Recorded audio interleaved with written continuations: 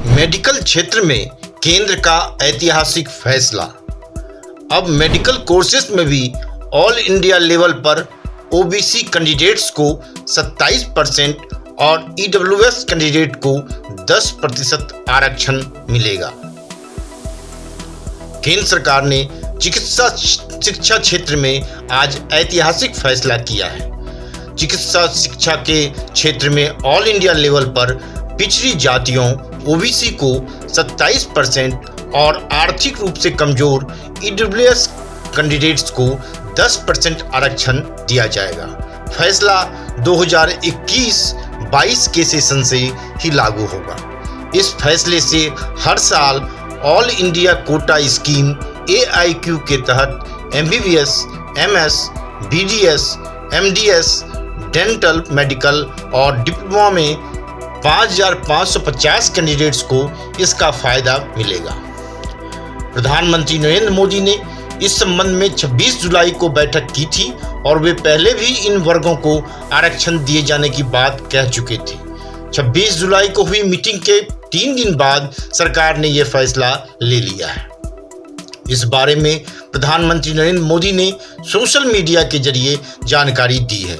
केंद्रीय स्वास्थ्य मंत्री ने बताया कि देश में पिछड़े और कमजोर आय वर्ग के उत्थान के लिए उन्हें आरक्षण देने को सरकार प्रतिबद्ध है। इस फैसले से हर साल 5,550 स्टूडेंट्स को फायदा मिलेगा। जानकारी के अनुसार सरकार के इस फैसले के बाद MBBS में करीब 1,500 ओबीसी कैंडिडेट्स और PG में 2,500 यानी 2,500 ओबीसी कैंडिडेट्स को हर साल इस आरक्षण का लाभ मिलेगा। इसके अलावा MBBS में आर्थिक रूप से कमजोर वर्ग के 550 और पोस्ट ग्रेजुएशन में करीब 1,000 कैंडिडेट्स हर साल इस आरक्षण से लाभान्वित होंगे।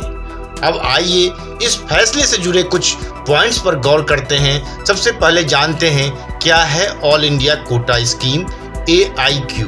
तो बता दें कि ऑल इंडिया कोटा स्कीम 1986 में सुप्रीम कोर्ट के निर्देश के तहत शुरू की गई थी। इसका उद्देश्य दूसरे राज्य के स्टूडेंट्स को अन्य राज्यों में भी आरक्षण का लाभ उठाने में सक्षम बनाना था। साल 2008 तक ऑल इंडिया कोटा स्कीम में कोई आरक्षण नहीं था, लेकिन साल 2007 में सुप्रीम कोर्ट ने इस स्कीम में अनुसूचित जाति के लिए 15% और अनुसूचित जनजाति के लिए 7.5% आरक्षण की शुरुआत की थी। इसी तरह ऑल इंडिया लेवल पर ईडब्ल्यूएस के लिए आरक्षण की व्यवस्था क्या है यह भी जान लें। तो जान लें कि साल 2019 में आर्थिक रूप से कमजोर वर्ग के कैंडिडेट्स को 10% आरक्षण देने के लिए एक संवैधानिक संशोधन किया गया था।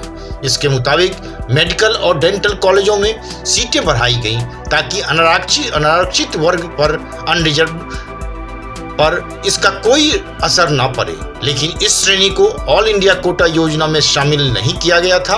आज के फैसले के बाद ऑल इंडिया कोटा योजना में यह शामिल हो गया है।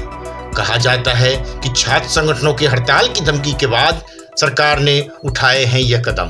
दरअसल केंद्रीय शिक्षा मंत्री धर्मेंद्र प्रधान ने 12 जुलाई को नेशनल एलिजिबिलिटी टेस्ट नीट 2021 की तारीख का ऐलान करते हुए बताया कि इस बार भी यह परीक्षा ओबीसी वर्ग को बिना आरक्षण लाभ के ही देनी होगी। इस बयान के बाद से ही कई छात्र संगठन देश भर में हड़ताल करने की धमकी दे रहे थे। वहीं कई राजनीतिक दल भी आरक्षण की मांग कर रहे थे। केंद्र सरकार पर यह फैसला लेने के लिए दबाव था। Bureau report, one day matter.